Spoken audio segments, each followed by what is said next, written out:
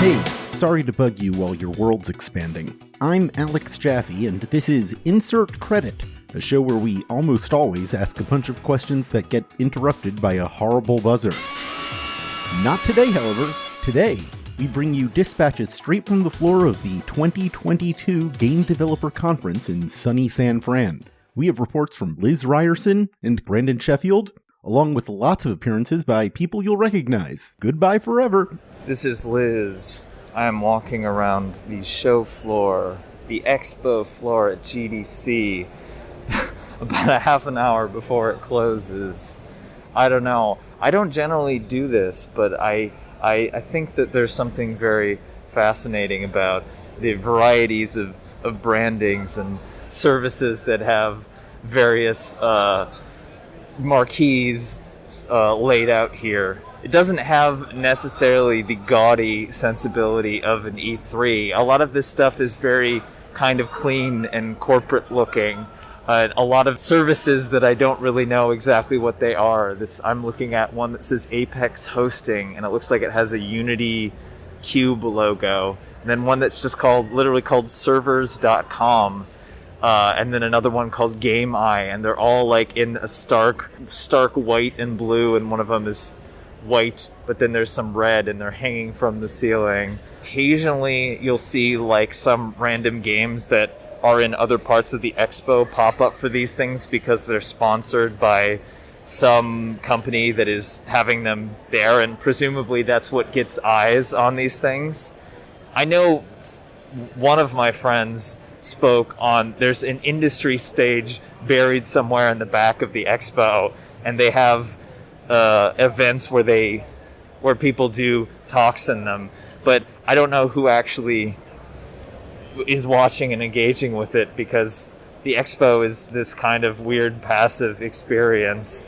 The most bizarre one is this for this company WeMix, which has a giant display right at the entrance, and it looks like the offices of some big tech company, like in this very white kind of logo, and there's this giant like circular bench with this huge screen, one of those like, I don't know, curved screens, and then there's a lot of little like, it's like you're outside in a kind of like a Tuscan village or something. It has this like kind of homey restaurant feel, like you're in the outside dining area of a restaurant, but they're showing games and you're like entering into this secret space.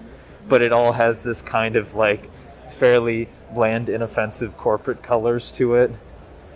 I wonder how much of this has changed over time. But also, like, if you go to another part of the show floor, the slight level of like bombast of this stuff becomes way more muted, and it just looks like any other expo show floor. It's just funny to me because with an event like E3 or PAX, is so much what they are, but it only is a small part of an event like GDC. So there's a kind of a liminal aspect to it, I guess you could say. And apparently, I didn't even know that IMVU is still a thing, but apparently there's a booth here for that as well. I don't know if anybody has... I had a roommate who played IMVU who's a little bit older, so I think it might be like almost like a Gen Xer thing. But yeah, apparently it still exists. I'm walking to the more slightly desolate area of the floor with much smaller booths, and the IMVU one is a much smaller booth. I saw one for a place that multiple friends of mine have gone to college, the Savannah College of Art and Design. So presumably some of these are for universities and such. There's an IGDA one, the International Game Developers Association, which you would think would be bigger, but it's a very kind of small, looks like any other kind of booth at a convention. I do wonder what WeMix is, because clearly they have the most gaudy and interesting display of anything in this show. But yeah, everything kind of has just this like vague, muted colors, like white stark on some color or on black, like logo and it's hard to tell exactly what anything is or what it does. Presumably some of these are for platforms of some type, but everything is designed in a similar way that it becomes really difficult to tell what purpose it's serving. So I partially feel bad for anyone who is working these booths who is maybe not particularly invested in what they're doing and has to pretend to be in order to talk to any potential person who's interested. Because this isn't, oh, here's another interesting booth. It's for 10 Cent Cloud. It has this giant display that goes up pretty high in the air. It looks like a mini version kind of the WeMix one. It's like, I don't know how to describe it. It has kind of like an Apple aesthetic. It's very white, but it has this neon blue kind of wrapped around it. And it's this weird stand. It looks like a piece of IKEA furniture, but like, you know, tripled in size. That's kind of framing the entire booth. Oh, okay, here's some NFT ones. That's not a surprise. Now we're moving to the booth, the place where there are more actual games being shown. Presumably these are part of some sponsored thing, but they're right next to the IGF and the Alt Control GDC games, which have actually been submitted and received nominations. So it can be kind of hard to differentiate them because you're basically taking up the same floor space. Actually, the IGF Pavilion is way more desolate than the rest of the floor space for games that are just here as some part of, you know, some sponsored company or publisher who has a booth here, which is very funny to me because usually it's the main attraction, but a lot of the developers didn't show up. So the IGF, in a way, is kind of the most depressing part of the floor space because it's usually a lot more, you know, popping or whatever. But now it's at kind of the end of the show floor, and usually there are more booths and stuff beyond it, but it just awkwardly stops here. It's like, this is where games go to die, when I think it should be the opposite, but that's my opinion. Oh, and here in the back there are large amounts of tables. I think this is where the industry stage is. There's a cafe called Cafe Savor, but it has 3 ellipses on it. I don't understand this logo. Let's look at the GDC Play section, shall we? Oh, we see more of this very stark white and red and black with this Choose France booth here that I just passed by, as well as one for Swiss Tech. So it seems like white on black, white on red, white on blue is like everything here.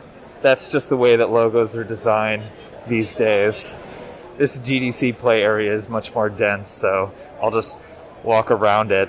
And yeah, and now we're in full liminal space mode. If you want to go to the bathroom, the men's or the women's bathrooms, there are a few like service areas. And again, these meeting areas that are about these 12 feet high enclosures that have been constructed like a game designed maze. They're made out of like metal and, I don't know, like cardboard plastic, and they're black and, you know, gray. Here we go, more NFT games. Phantasma, smart NFTs. So now we're starting to look a little bit more like a PAX type exhibit in this GDC Play section with these people are wearing plastic Burger King crowns for this game called From Zugulu Entertainment. I don't know what the game is named. Heavy Lies the Crown is the name of the game. And here's a very attractive pixely looking game from this developer named Pixmane. They look like they have 3 different games here. Yeah, oh, Swiss Tech. This is a very Nintendo Switch aesthetic in the previously mentioned red and white Swiss Tech. It looks like you're in like a Nintendo Switch store if such a thing existed. Oh, I've actually seen this game before, this game called The Lost and the Wicked, that has a booth here at GDC Play. I don't know what it takes to get a booth here, to be honest. Wow, there's a lot of like LED lights here. Very bright gamer aesthetic of red and black. Looks like a gamer laptop. Oh, that's because it's MSI. That makes sense. That is their whole aesthetic, isn't it? I don't know if this is heaven or corporate hell. It is very heavenly. It's actually lit very nicely, but it also gives me a feeling of unease. Oh, Limited Run Games has a booth here. Someone I know today was like trying to meet with one of them and couldn't get in contact with them because all their emails that he was trying to send bounced back because they said that they were all at GDC. Hope he got in contact with them. Oh, here's the industry stage. I completely walked through it. So not only do they have this industry stage that I was talking about, but it's buried all the way in the back of this expo to the point where I don't know who's watching these talks other than the people doing them and their friends or coworkers. It really seems like they intentionally try to bury this stage, which is really interesting. Here's a large booth. This is, like I said, we're in the more gaudy area of the floor, not the small PAX booths, but the big displays. Here's an Adobe booth. I didn't even know that Adobe would advertise here. Wow, and okay, we're getting to the industry stage, which is the main attraction, of course. The underlying thing that ties this whole expo together. Okay, the industry stage is this very enclosed area. It's not just sitting out, but it's in like a glass cube, and there's a bunch of chairs, and it has this very bright red carpet, but the chairs are all black, and in the back it's all black, but the stage is like backlit with this like purple light from the floors that are kind of giving it accents. Very strange lighting. I guess that's what you call gamer aesthetics. Row creative display. Wow, this is in a really impressive like LCD. I don't even know what it's like, a projection or something. It looks like a pinball machine display of a giant graphics card. Wow, that's honestly maybe the most, and then it says row creative display. That's probably the most impressive thing that I've seen here, honestly. I think this gets game of the show. This is for something called Stack Path, build your edge, lose the lag, win the game. They have this weird carnival game thing here. Speed test, speed freak, that's what it says on it. Stack Path, put your speed to the test, winners every hour. And then it has a list of cities underneath. I'm just seeing the back of this booth here. It just says skills. And again, it has a very muted... This one is more muted colors. It's like a grayish. It's more grays and muted grays and blues. But it just says skills, and there's just a giant wall of words that says skills, skills, skills, and I can't see what it's actually advertising. So this is the skills wall. Imagine waking up every morning and looking at a giant wall that just says skills, skills, skills, skills. Maybe that would reinforce some positive motivational things in your life, and you'll be more motivated. There's a booth for this thing called Snapdragon. It has this giant tube lights that are like hung down from the ceiling that are very bright. The ceiling's in Deus Ex Human Revolution kind of aesthetic. It's actually pretty cool, but the rest of it is very bland and corporate looking. Okay, now I'm back to servers.com and Apex hosting and back to where we began, to the restrooms of the Moscone Center basement underneath North and South. It is 5:49 on Thursday, the 24th of March. It's 54 degrees Fahrenheit in San Francisco. This is Liz Ryerson signing off.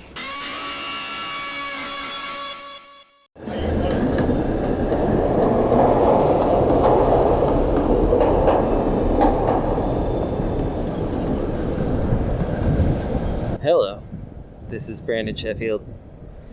I'm here at GDC in San Francisco, outside of a mall, standing directly in front of there's people out here. Standing directly in front of some people that are painting the side of a building the exact color of a Chipotle. And I'm wearing my mask, it's a bit muffled. I just had my first meeting of the conference, and it was a curious one because I went into this building and I walked into the foyer. I was like, oh man, I've been here before. When I was 19 years old, I had a job as a architectural firm office intern, and occasionally I had to run packages into other buildings, and apparently I brought one to this building, something that I had completely forgotten about for 21 years. And so that all came rushing back as I went into this meeting that was all now full of dentist offices, and for some reason one game meeting that I was having. And it's a pretty interesting start to the week, I have to say. The reason why I haven't been here recently is because you may not know this about the Bay Area, but there's an insurmountable gap between the East Bay, where I live, and San Francisco across the bridge. It costs $7 to cross the bridge. And once you get here, you can't park. Public transportation is rough. Everything's worse. So that's why we don't come here so often, and why I could have such a curious memory 21 years later, despite living only 10 miles away. Anyway, talk to you later. Well, hey everybody, it's me, Brandon Sheffield again. I'm here back in my hotel room after an evening of carousing. I've been here at the GDC Game Developers Conference, as they call it. They say the whole thing sometimes. And I learned a lot of important things about game development. For example, did you know that if you take a photo of your elbow, the part where your elbow meets your bicep, take a photo of that, it kind of looks like a butt? I didn't know that till today. Just learned about that important game development fact that you all can enjoy. Yeah, I'm here back in my hotel room. I don't know if you know about hotel rooms. What they do in here is they give you pillows that are roughly the shape of watermelons, so that if you attempt to sleep on them, that is not possible. That's one of the things they like to do. They like to give you a refrigerator, but you're not allowed to use it. If you use it, it costs money. They got a TV over there. If you try to look at that television, it costs you money. If you want to use that internet, that'll be $20 a day. And for the privilege of that, you get to pay like $250 to stay in a hotel room. I'm not paying no $250. Let's be honest with ourselves. GDC comps it to me because I run a day of their program. That's what's going on over here. I'm not paying no kinds of no dollars to live 10 miles from my house in a terrible hotel where I can't sleep so good.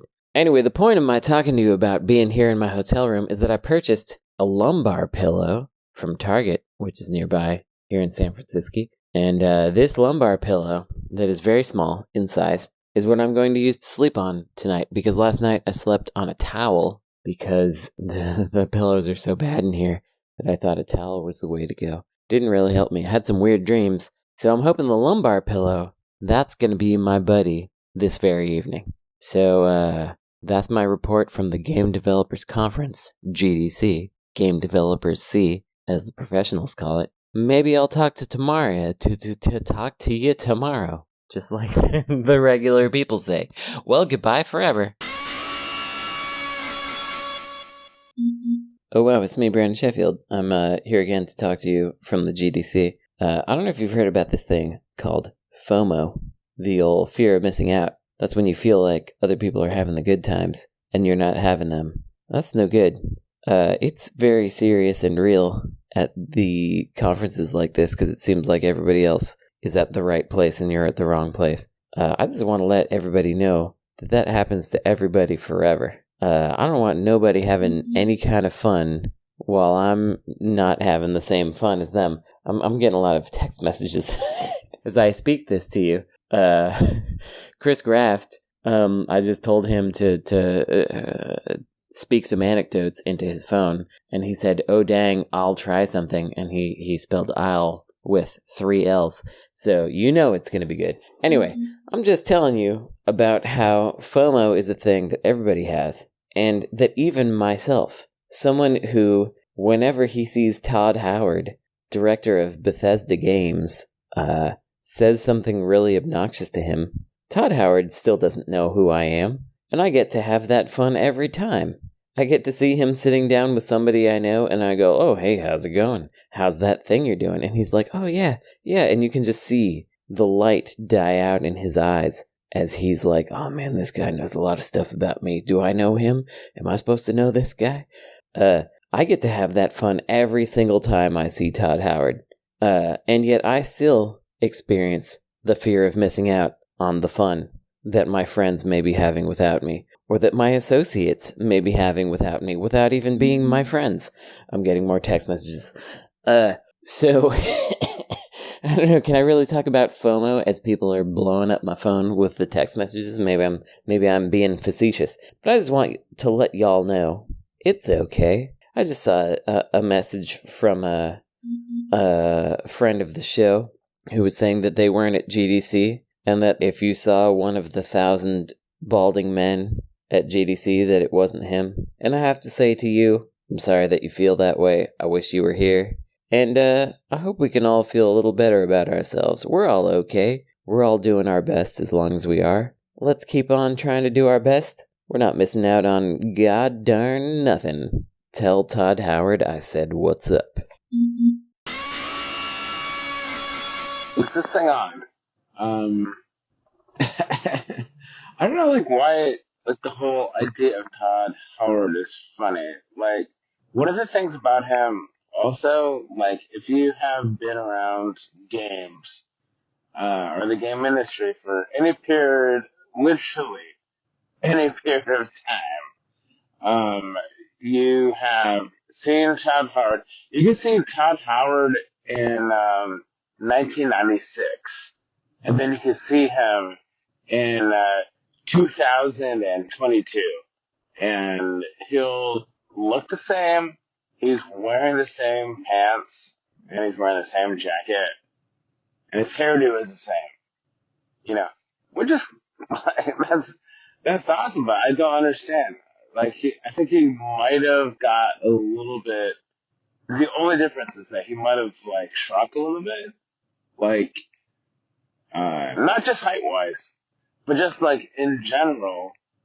You know, like, if you are, using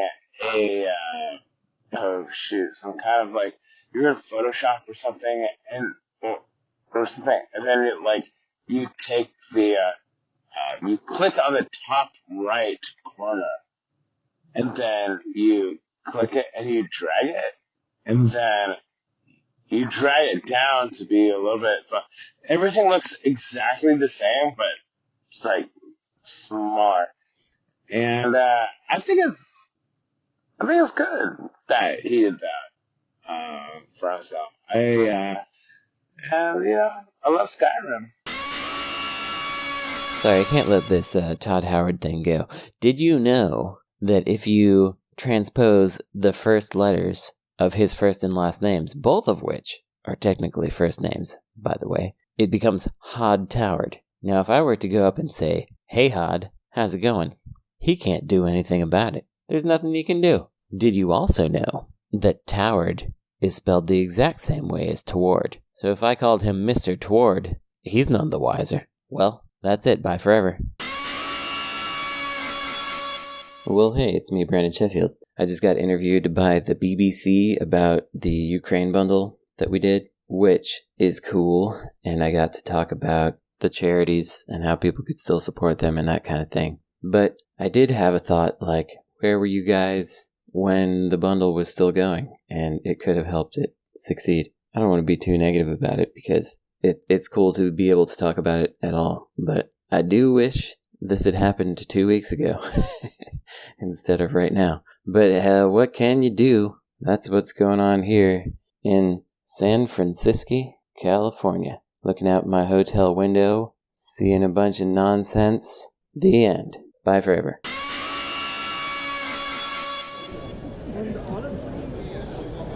Okay, hey, it's me. I'm here with Rami Ismail.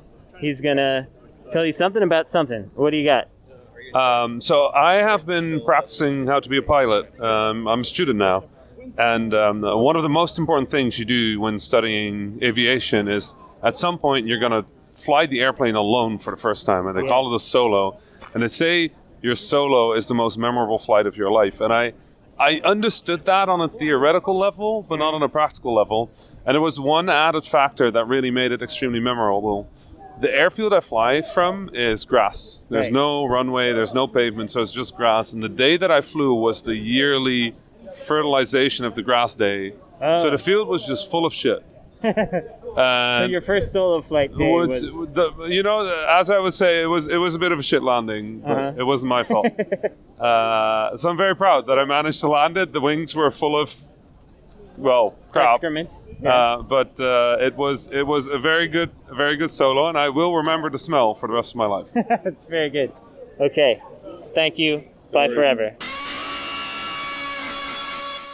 It might be a little windy, so... Oh, it's okay. Not that bad right now. Yeah, it's okay. Just getting some ambience, because we're near this fountain. Okay, I have Vincent Diamante, who is also here.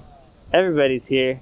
He's going to tell you a little anecdote about GDC's past. Okay, so almost 20 years ago, or maybe it was 19 years ago, this was back when GDC was at the San Jose Convention Center. And I had just made a new friend. He was from Korea. And in later years, we would eventually go to grad school together. But prior to that, he was just some guy I had met, and we started talking. The next thing I know, he drags me into this room that's off to the side in the San Jose Convention Center, and I see this presentation about why this particular Korean gaming company is the new company to invest in. And I look around, I realize everyone that's surrounding me, they're all in these nice jackets and neckties and whatnot. And then a moment after that, I see there's a plate of roast beef being served to me. It's like some sort of investment dinner. Where did I get myself into? I had no clue because most of the presentation was actually done in Korean. So that was a little bit awkward, but also really fun for one of my first GDCs. Yeah, it's good stuff. Was that still insert credit, or was that Gama Sutra at that point? Oh, that was definitely insert credit back then. Man, I don't think you ever wrote about that. Yeah, I was... It's such an insert credit story. It really is, but I guess I was also still trying to figure out what I should be writing about at insert credit, and this was pretty early on. Well, that makes sense. That's a pretty good story. Well, bye forever.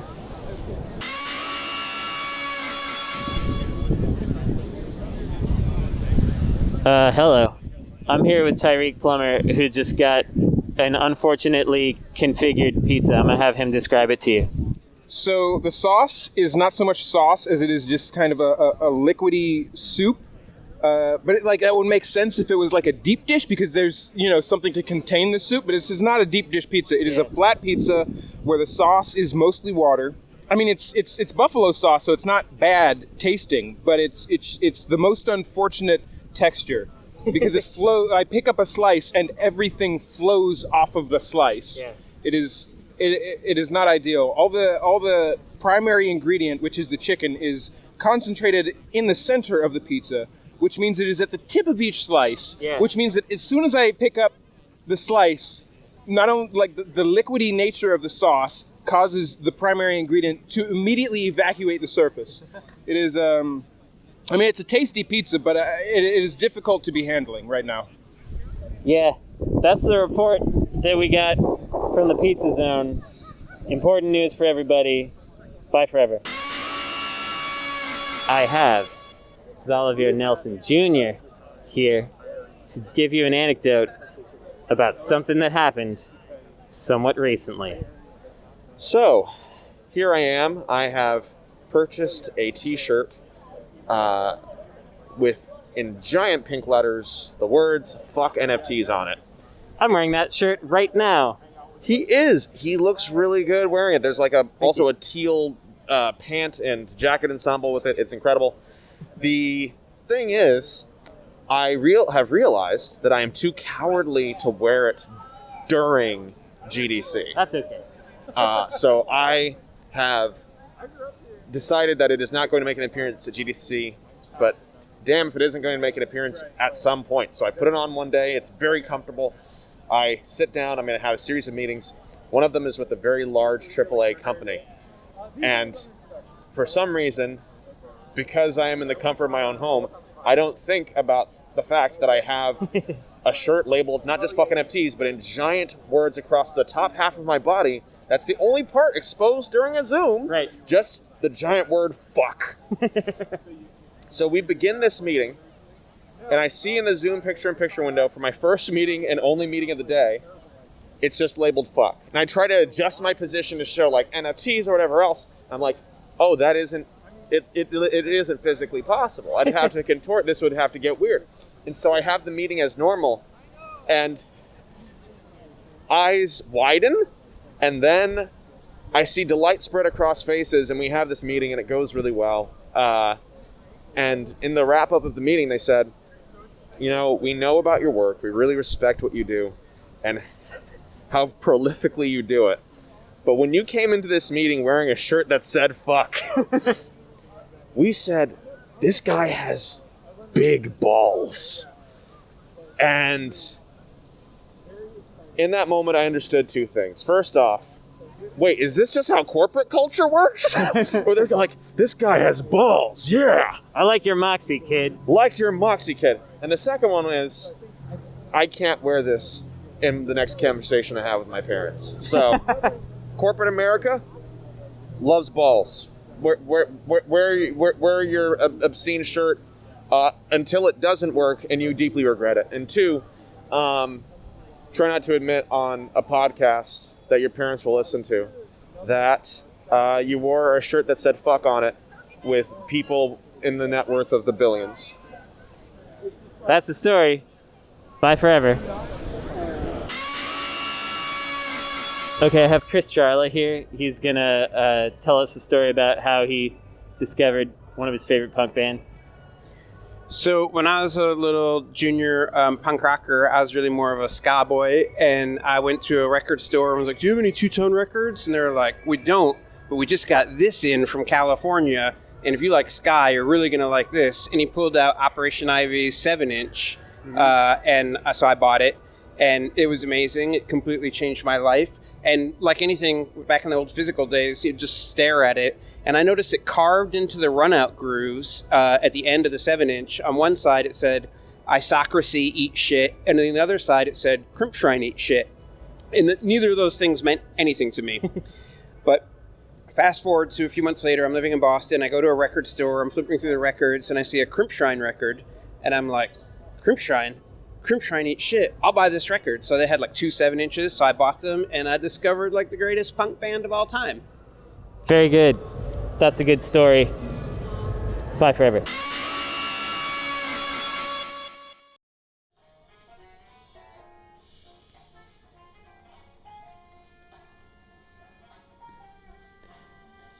Hello, it's me, Brandon Sheffield. One of the annoying things that happens at conferences, specifically to me, is people will be like, I know your name, but I'm not sure from where.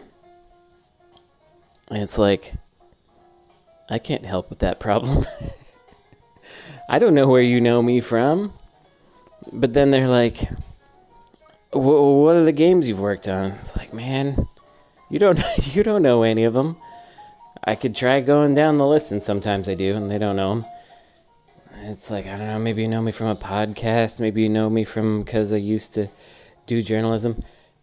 I don't know. Somehow I've got a name that people have heard of without understanding where it comes from pretty frequently, just probably because I've been around in the game industry for like 20 years. But like, it gets into this awkward devolution exchange where they'd like to know where they know me from, but I have no access to the inside of their brain. And so it just winds up as this, like, it's kind of a gross word, but flaccid exchange that ends with everyone mutually dissatisfied and not knowing where the other person came from or who they were. And then it's like, well, cool. Bye forever.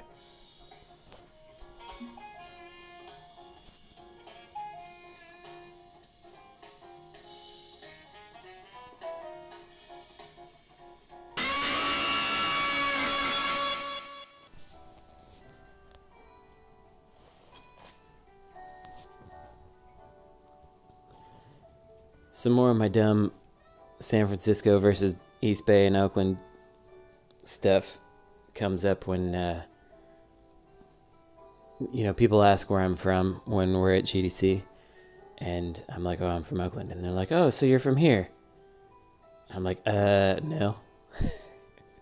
We're in San Francisco right now. That's not where I'm from. And I get into this stupid cantankerous cycle of specificity that makes people unhappy with me.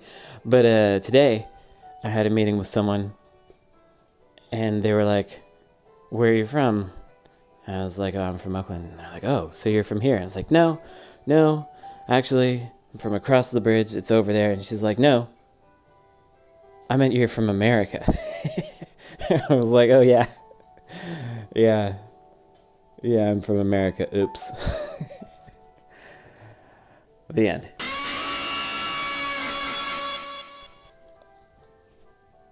I forgot an important element of that story, which is that she was Italian. And so that's why it made sense for her to be like, oh, you're from America. That must be nice, or whatever. Because she's Italian. She's not from America. You forget sometimes this is the whole country. You ever think about that one? Whole country we got over here. Better for worse. Well, bye forever.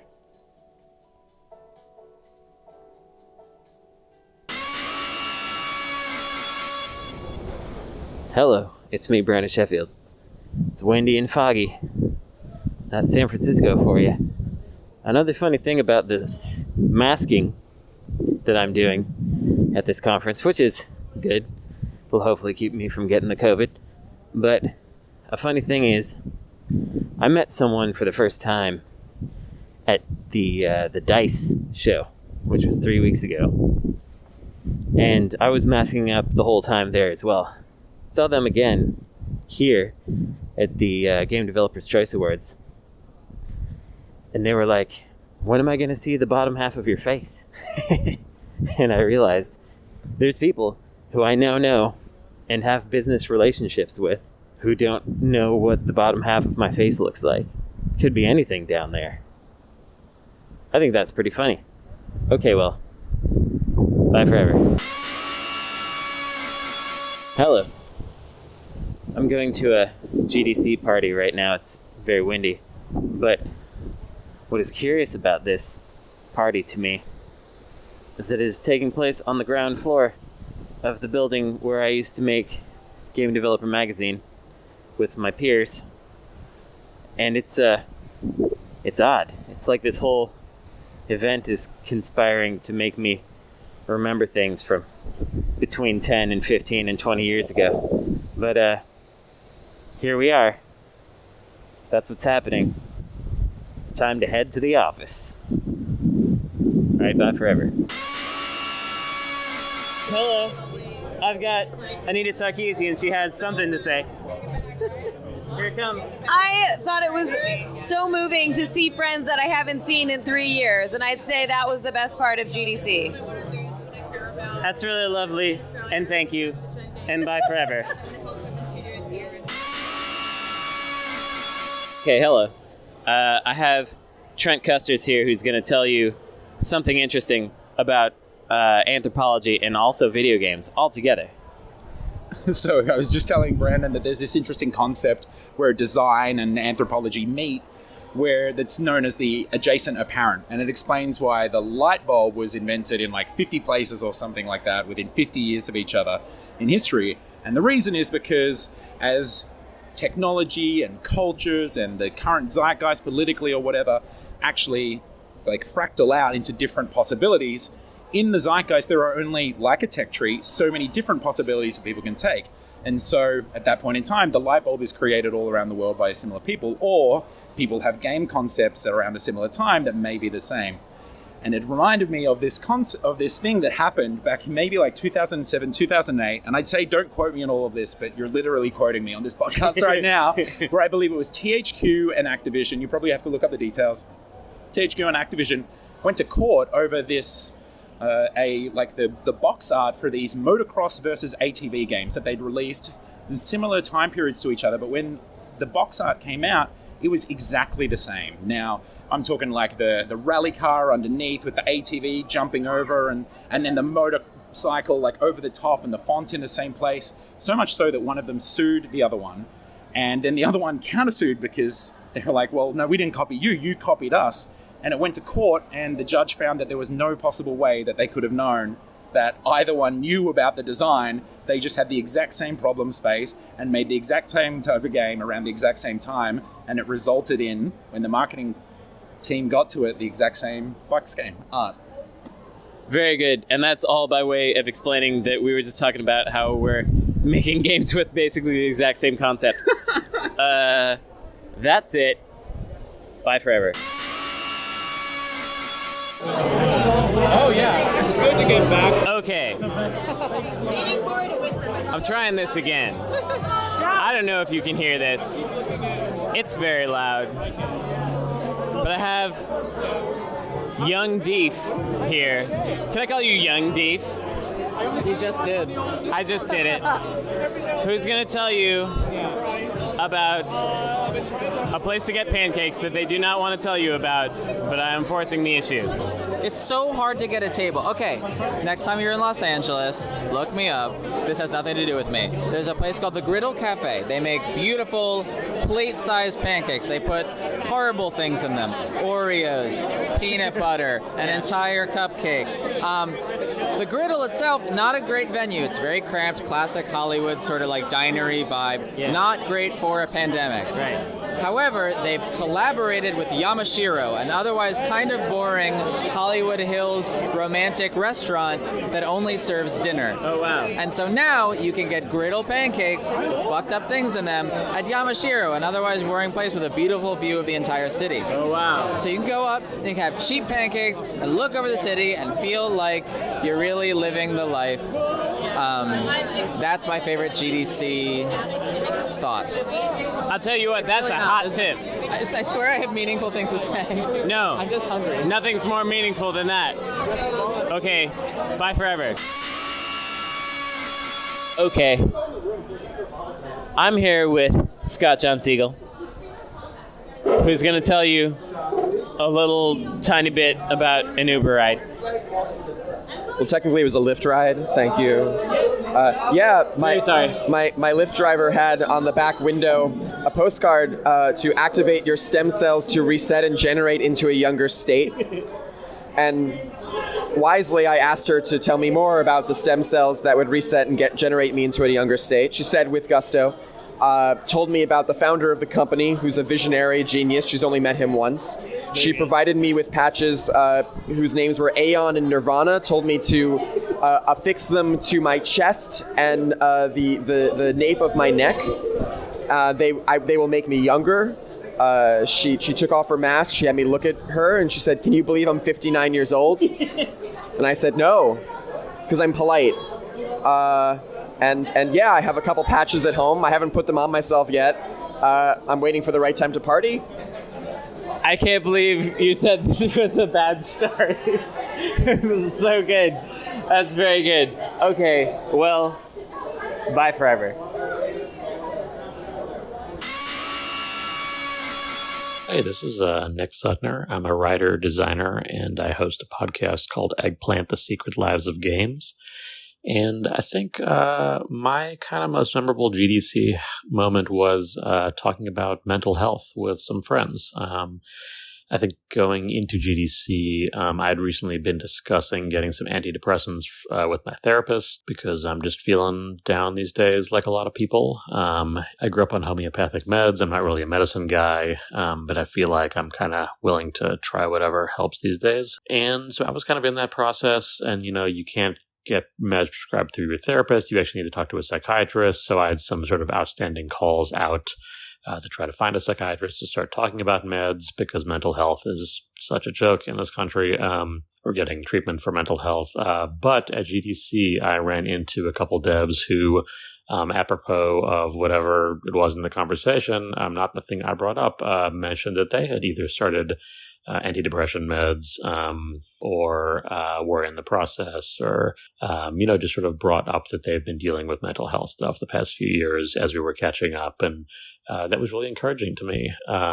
And again, it was something they brought up on their own, even though it's a thing I've kind of been dealing with on my end. And that kind of emboldened me to double down on the process and fight through the logistical hurdles and get a hold of a psychiatrist this week, which I managed to do while I was at GDC to set up an appointment. It was just a really nice thing to kind of connect with friends on. And, there's a stigma there for a lot of people, I think, thinking about it and talking about it. And I'm just happy to make some progress myself and figured I'd share with other people to encourage them to pursue whatever help you need. So, take it easy and goodbye forever.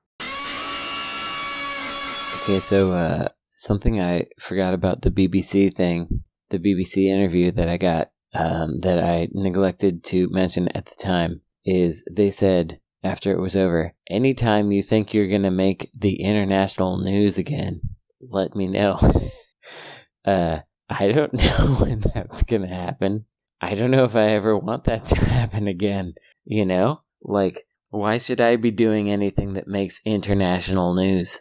I'd love for them to cover my video game, but I don't know if that is within the purview of international news. So, yeah, that's probably the last time that I'm going to be talking to the BBC. Yep, bye forever. Yeah, easy. Yeah. Okay. Well, Kelsey Lewin and Frank Cifaldi are standing next to me for the first time in quite a while. Yeah. So, really uncomfortably close to you. Yeah, there we go. Everybody's really close, so we can all hear it. Kelsey, what did you have to say about some nonsense that happened? So we crashed a crypto party because that was the thing I really wanted to do, because I really wanted to hear people say ridiculous things. Uh-huh. And so the first guy I met was a guy in a neon pink hoodie. Sitting at the bar alone. Sitting at the bar. And he explained to me that his company invented NFTs before they were called NFTs. Yeah. And so it's really, the future's coming. The future's now. Well, I want to add to that, which is that his story was very well scripted, and you were at least like the 13th person he told that story to. Yeah, that night. Yeah, and he made me take a picture of like a QR code so that I could talk to him, because he read my badge and was like, "Oh, history, let's talk." And I'm like, "What?" I want to mint that. Let's mint some history. Did I hear something about chocolate?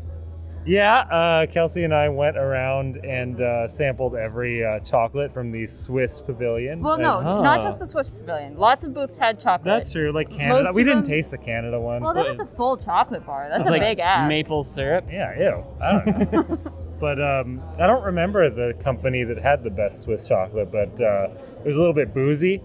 Yeah, kind of a coffee kind of taste to it a little bit. It was amazing. Very good. Right next to the Swiss booth. Right, and so at near the end of Friday, I just kind of walked up to them. This is like the third time we'd been to that booth because of the chocolate. Mm-hmm. And I just said, "Hey, I'm here to help with your chocolate problem." And they just like pushed a giant pile of it and said, "Please take it all," because they're nice Swiss people. So and we took been, a lot of chocolate. Yeah, we've been carrying around a folio to like shove paper into, because that's what we do. That's what we did at this show. That's what real historians do. So there was some room in there for chocolate, so it's like half chocolate now. I want some. It's in the car. Okay. Which is Fifth and Mission right now. So if that makes sense, we'll get you some chocolate. But that was the biggest thing that we did at the show, I think, is, other than talk to people. No, is the chocolate, yeah. Is that we went over to that Container store, you know that one? Yeah. And got one of those accordion files. Uh-huh. And we just went to every booth and grabbed every piece of paper. And we had to empty that thing out twice and restock. So in the archives of the Video Game History Foundation, there are several pieces of paper about blockchain nonsense. Terrifying. Yeah, well, it's going to be interesting someday. Hopefully just interesting in like a haha, that was a funny year. Remember that weird GDC? Yeah. It made me realize how happy I am in a way that, I always used to complain about with the death of E3, and prior to that, the death of Kentia Hall, where all the weird stuff was. Because this whole show is Kentia Hall. GDC, E3, Kentia Hall today would be all NFTs and crypto nonsense. Oh, yeah. Absolutely. Yeah. Does that mean that we would like it later? I don't know. No. Okay. Wait, I don't know. Right? What does it mean? Are NFTs insert credit? Uh-oh. that better not be true. And one other thing, Ken and Roberta Williams are here. They were here. They were here Wednesday. And the buzz got around in the show, which is great, but we had the amazing moment of not knowing that. So first thing we did, we walked into the hall, we saw a poster for Colossal Cave 3D Adventure at the Unity booth, and I was like, hey, isn't that Roberta Williams' game? So we walked over and we're like, yeah, there's the game, and just kind of glanced right, and it was like, that's Roberta Williams. It's like, that's Ken Williams. And they're just here demoing a game like it's nothing. Bored you're not going to tell the cute part, which is you asked Ken how long it had been since he demoed a game, and he said it was before you were born, and I was like, that's the nicest thing someone will say to you this weekend. Yes, I am 24 years old. Thank you, Ken. That's delightful. I love when older people can't tell how much younger other people are than them. Yeah. Everyone's the young. Everyone's a baby. Yes. I have one more. Yeah, let's do Which it. is that we went to, what was the name of the booth? Incredibuild? Incredibuild. I don't know what they do.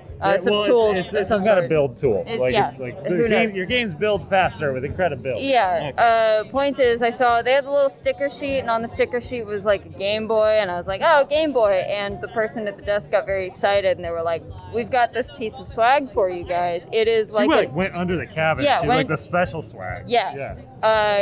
They are like bootleg 401 Game Boy things from like AliExpress. Yeah. But they are branded. They say Incredibuild on the Game Boy. We have the official Incredibuild game system. I love it. Yeah, I'm very excited about that. That's going in my collection.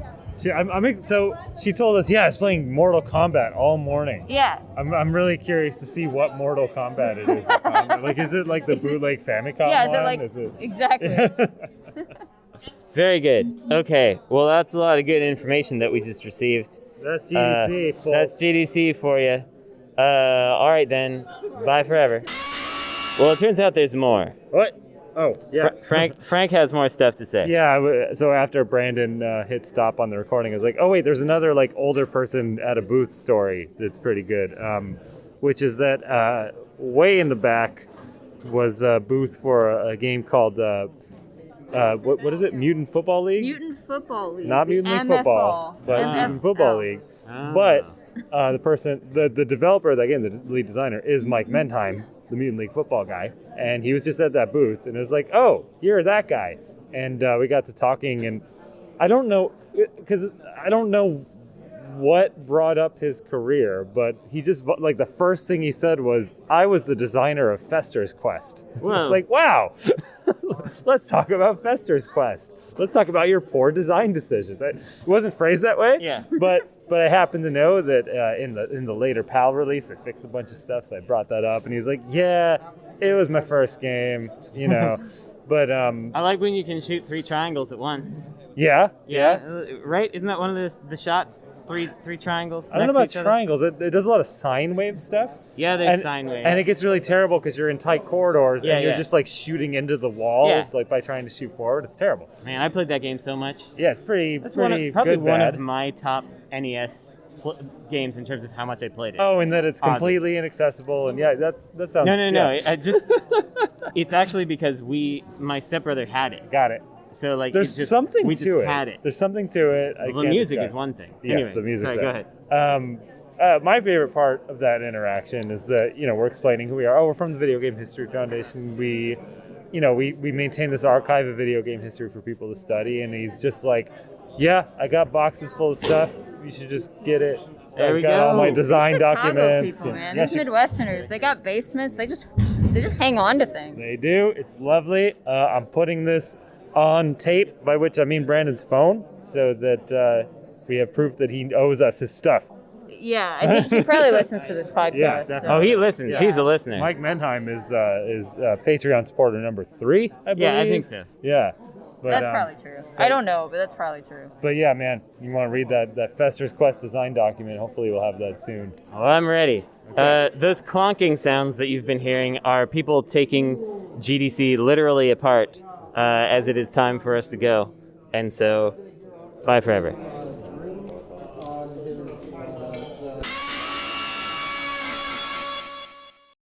So the first day of GDC, when I was walking to that place that it turned out I had been to as a young person, I noticed that one of the measures they had taken against the unhoused persons was that there were guards posted outside of most businesses on Post Street.